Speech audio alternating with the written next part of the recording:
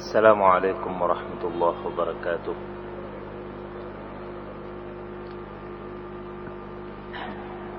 الحمد لله رب العالمين، والعاقبة للمتقين، ولا عدوان إلا على الظالمين.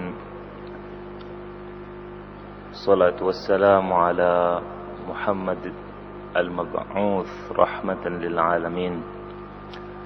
أشهد أنه بلغ الرسالة وأدى الأمانة ونصح الأمة وكشف الغمة وتركنا على المحجة البيضاء ليلها ونهارها سواء، وعلى آله وأصحابه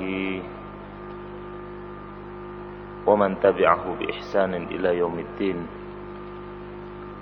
يا أيها الذين آمنوا اتقوا الله حق تقاته ولا تموتن إلا وأنتم مسلمون.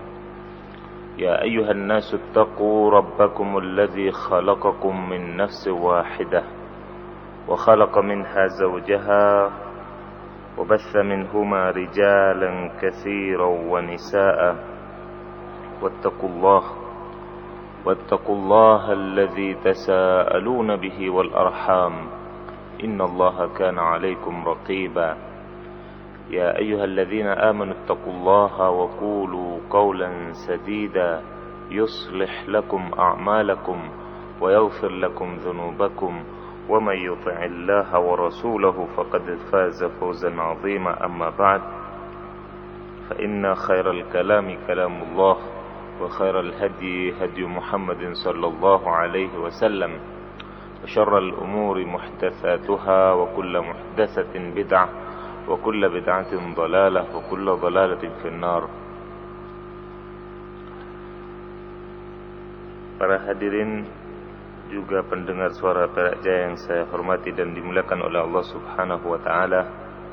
Kembali pada pagi hari ini kita banyak-banyak memanjatkan puja dan puji syukur kehadirat Allah Subhanahu wa taala atas berbagai macam nikmatnya yang hingga saat ini kita berada di dalamnya, baik itu nikmat iman, Islam, nikmat kesehatan, juga nikmat taufik, sehingga kita bisa melakukan salat berjamaah. Kemudian kita meminta tidak lupa kepada Allah Subhanahu wa taala barakah, kebaikan yang ada pada hari ini. Kemudian juga kita berlindung dari keburukan yang ada pada hari ini. Salawat dan salam kita curahkan kepada Nabi tercinta Muhammad sallallahu alaihi wasallam beserta para sahabatnya, tabi'in, juga seluruh pengikutnya hingga akhir masa. Ikhwat fid din, azzakumullah.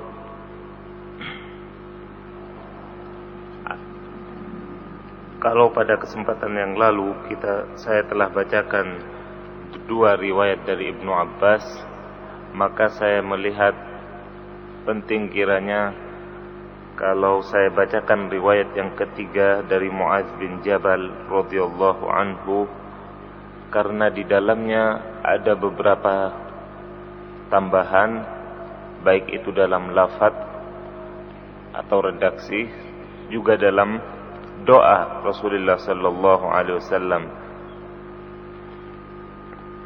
ketika selesai salat.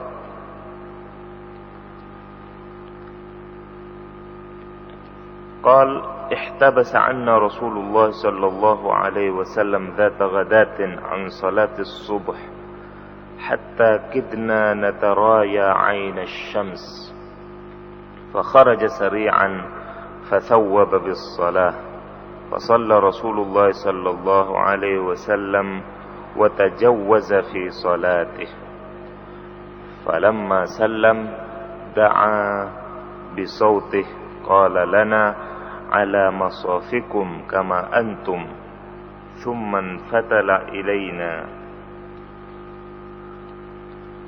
Bahwasanya suatu hari di pagi, tepatnya di waktu subuh, Rasulullah sallallahu alaihi wasallam terhalang dari kami untuk melaksanakan sholat subuh tepat waktunya. Kata sahabat Mu'adz, sampai-sampai kami hampir melihat matahari. Lalu tiba-tiba beliau alaihi salatu wassalam cepat-cepat keluar. Lalu muadzin mendirikan iqamah untuk salat. Kemudian Rasulullah sallallahu alaihi wasallam pun salat, mendirikan salat bersama kami. Wa tajawwaza fi salatih. Akan tetapi beliau melaksanakan salat subuh tidak seperti biasanya, dengan singkat sekali. Kemudian setelah bersalam, beliau berseru kepada kami, tetaplah kalian di shaf kalian, artinya jangan bubar dulu. Lalu beliau memalingkan wajahnya kepada kami seraya berkata, Ama inni sa'uhaddithukum ma habasani ankumul ghadah. Inni qumtu minal laili fatawadda'tu wa sallaitu ma qaddara li. Semalam, kata beliau menceritakan apa yang menahan beliau. Semalam aku bangun untuk salat malam. Lalu aku berwudu. Setelah wudu aku salat seperti biasa, kata beliau, sebagaimana yang ditetapkan buat beliau. Fana'astu fi salati hatta istashqaltu. Namun tidak seperti biasanya, tiba-tiba aku mengantuk dalam salatku sehingga aku merasa sangat berat. Fa idza ana bi rabbi tabaraka wa ta'ala fi ahsani surah. Fa qala ya Muhammad, qultu labbaika rabbi. Qala fima yakhtasimul mala'ul a'la. Setelah itu, tahu-tahu kata beliau, ternyata aku melihat Allah subhanahu wa ta'ala dalam rupanya yang paling indah. Lalu dia berfirman, wahai Muhammad, memanggil beliau. Lalu beliau menjawab, labbaika rabbi, aku sambut panggilanmu ya Rabb. Karena apakah para malaikat tertinggi itu berbantahan? Maka Rasulullah menjawab, la adri, aku tidak tahu. Pertanyaan ini diulang-ulang 3 kali. Adapun pada riwayat sebelumnya tidak disebutkan 3 kali. Di sini disebutkan diulangi 3 kali. Qala fara'aituhu wada'a kaffahu baina katifayya hatta wajadtu barda anamilihi baina thadiyai. Fatajalla li kullu syai'in wa 'araftu. Kemudian setelah itu, kata beliau, Allah subhanahu wa ta'ala meletakkan telapak tangannya di antara 2 pundakku, sehingga aku merasakan dingin di antara jari-jari dan 2 payudaraku. Maka segala sesuatu menjadi nampak bagiku dan aku menjadi tahu setelah sebelumnya tidak tahu. Di sini sebagaimana saya jelaskan pada beberapa pertemuan, ketika kita berbicara tentang asma dan sifat, maka yang menjadi kaidah atau rumusan kita adalah firman Allah dalam surat Asy-Syura ayat 11, laisa kamitslihi syai' wa huwas samiul basir. Allah itu tidak menyerupai sesuatu pun, karena Allah Maha mendengar lagi Maha melihat. Begitu pula dalam satu surat yang penuh Allah berbicara tentang tauhid, qul huwallahu ahad, Allahus samad, lam yalid wa lam yulad wa lam yakul lahu kufuwan ahad. Inilah bentuk keesaan Allah subhanahu wa ta'ala. Dialah yang Maha Esa, tempat kita bergantung, tidak beranak ataupun diperanakkan, juga tidak ada seorang pun atau satu makhluk pun yang setara dengan Dia. Begitu pula ketika di sini disebutkan jari-jari, maka Allah subhanahu wa ta'ala memiliki jari-jari sebagaimana apa yang pantas, apa yang layak buat Allah subhanahu wa ta'ala, sesuai dengan kemuliaan dan keagungannya. Karena dalam hadis syarif, hadis dari Nabi sallallahu alaihi wasallam dikatakan bahwasanya Inna quluba bani Adam baina usbu'aini min asabi'ir rahman. Hati seluruh anak manusia itu berada di antara dua jari Allah. Hanya berada di antara dua jari Allah. Seluruh hati manusia Allah tegakkan. Siapa saja yang dia ingin tegakkan, dan begitu beruntunglah orang tersebut, karena dia akan berada dalam keistiqomahan. Dan Allah tergelincirkan siapa saja yang ia kehendaki, dan itulah orang yang celaka. Wal'iyazubillah. Makanya kemudian kita di dalam sujud diperintahkan atau dianjurkan oleh Nabi, ya muqallibal qulub, untuk berdoa, ya muqallibal qulub, tsabbit qalbi ala dinik. Wahai zat yang membolak-balikkan hati, karena dengan dua jarinya saja tetapkanlah aku dalam agamamu. Begitu pula di sini. Maka kita tetapkan bagi Allah jari sesuai dengan kemuliaan dan keagungannya. Setelah itu Rasulullah ditanya kembali, ya Muhammad, wahai Muhammad. Beliau menjawab lagi, labbaika ya Rabb, aku menyambut panggilanmu ya Rabb. Kemudian Allah berfirman, fima yakhtasimul mala'ul a'la, dalam hal apakah malaikat itu yang tertinggi berbantah-bantahan. Kemudian Rasulullah saat keempat kalinya setelah diletakkan jari Allah bisa menjawab, fil kaffarat. Qultu fil kaffarat. Beliau menjawab dalam hal-hal pelebur dosa, penghapus dosa. Qala ma hun, apakah itu? Masyul aqdam ilal hasanat. Di sini melangkahkan kaki menuju kebaikan. Yang pertama disebut adalah melangkahkan kaki menuju kebaikan.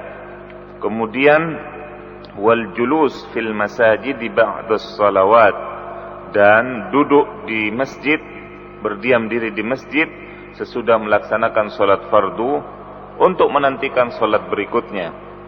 Wa isbaghul wudu hinal karihat, dan menyempurnakan wudu di saat cuaca tidak bersahabat, di saat dingin sekali atau panas sekali.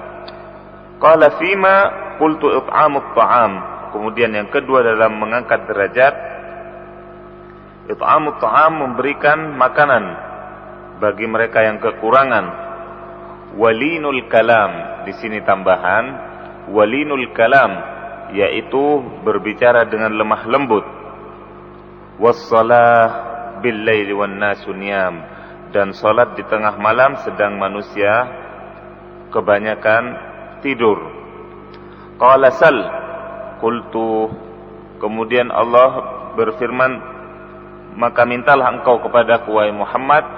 Kemudian Rasulullah berdoa, Allahumma as'aluka fi'lal khairat wa tarkal munkarat wa hubbal masakin wa an taghfirali wa tarhamani wa idza aradta fitnata qaumin fatawaffani ghaira maftun. Seperti doa yang kemarin, yaitu aku meminta kepadamu ya Allah untuk dapat melaksanakan perbuatan-perbuatan yang baik, meninggalkan perbuatan-perbuatan yang mungkar, mencintai orang-orang miskin, dan supaya engkau mengampuni dan merahmatiku ya Rabb. Dan apabila engkau hendak menurunkan fitnah atau cobaan terhadap satu kaum, maka matikanlah aku dalam kondisi selamat dari fitnah tersebut. Akan tetapi kemudian di sini ditambahkan, wa as'aluka hubbak wa hubba man yuhibbuk wa hubba amalin yuqarrib ila hubbik.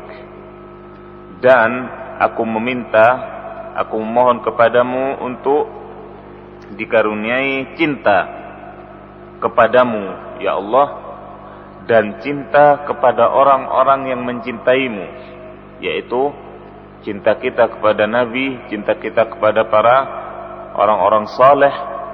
Ini adalah cinta yang cinta terhadap orang-orang yang mencintai Allah. Wa hubba amalin yuqarribuni au yuqarrib ila hubbik, dan juga cinta terhadap hal-hal atau amalan ketaatan-ketaatan. Karena dalam melaksanakan ketaatan itu pasti kita berperang dengan hawa nafsu kita. Untuk itu kita meminta kepada Allah agar kita diberi rasa cinta kepada ketaatan. Wa hubba amalin yuqarrib ila hubbik.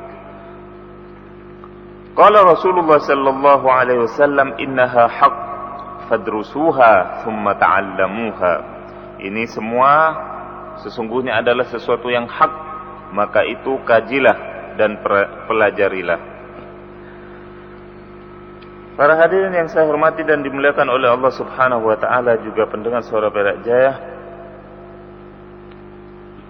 Kemudian muallif di sini tidak lupa meriwayatkan sebuah hadis guna menjelaskan yang dimaksud dengan menunggu antara dua salat. Sebuah hadis pendek dari Abdullah bin Amr ibn al-As, qala sallayna ma'a Rasulillah sallallahu alaihi wasallam al-maghrib faraja'a man raja' wa 'aqqaba man 'aqab faja'a Rasulullah sallallahu alaihi wasallam musri'an qad hafarahu an-nafs wa qad hasara 'an rukbatayhi faqala abshiru hadha rabbukum qad fataha baban min abwabis sama' yubahi bikumul malaikah yaqulu unzuru ila ibadi qad qadaw faridatan wa hum yantaziruna ukhra. Bahwasanya Rasulullah sallallahu alaihi wasallam salat bersama para sahabatnya maghrib, kemudian sebagian mereka pulang dan sebagian yang lain menunggu, tidak langsung keluar, akan tetapi menunggu salat isya. Fa'aq wa aqaba man aqab. Lalu setelah tiba waktu salat isya, Rasulullah sallallahu alaihi wasallam datang terburu-buru, seolah-olah sampai-sampai nafas beliau itu terengah-engah dan beliau menyingsing atau menyingkap kedua lututnya karena ujung sarung beliau itu dipegang, diangkat sehingga lutut beliau terlihat. Kemudian tentunya dalam keadaan yang demikian Rasulullah sallallahu alaihi wasallam membawa berita yang penting. Bayangkan nafas beliau sampai terengah-engah karena sedikit berlari, kemudian juga dengan baju yang diangkat, disingsing ke atas. Ini menunjukkan beliau sedang membawa berita gembira, berita penting. Apa itu? Abshiru, kata beliau, bergembiralah kalian, wahai para sahabatku dan juga umatku, maksud beliau. Hadza rabbukum, ini Rabb kalian telah membuka satu pintu dari pintu-pintu langit, di mana dia membangga-banggakan di hadapan para malaikatnya. Sekali lagi Allah berbangga-bangga di depan para malaikatnya sambil berfirman, lihatlah hamba-hambaku itu, mereka telah melaksanakan sebuah kewajiban, yaitu salat. Lalu mereka menunggu kewajiban yang lain, yaitu salat berikutnya. Salat wajib maghrib dilaksanakan oleh para sahabat, kemudian mereka menunggu salat isya, dan itu menjadi kebanggaan bagi Allah di hadapan para malaikatnya, di mana hal itu juga menunjukkan terangkatnya derajat seorang hamba di sisi Allah Subhanahu wa taala. Para hadirin dan pendengar Suara Perak Jaya yang saya hormati dan dimuliakan oleh Allah Subhanahu wa taala, kiranya cukup sekian dulu apa yang bisa saya sampaikan pada kesempatan kali ini. Mudah-mudahan bermanfaat. Kita tutup majlis kita dengan doa kafaratul majlis. Subhanakallahumma wa bihamdik, asyhadu an la ilaha illa ant, astaghfiruka wa atubu ilaik. Wal 'afwu minkum. Assalamu alaikum warahmatullahi wabarakatuh.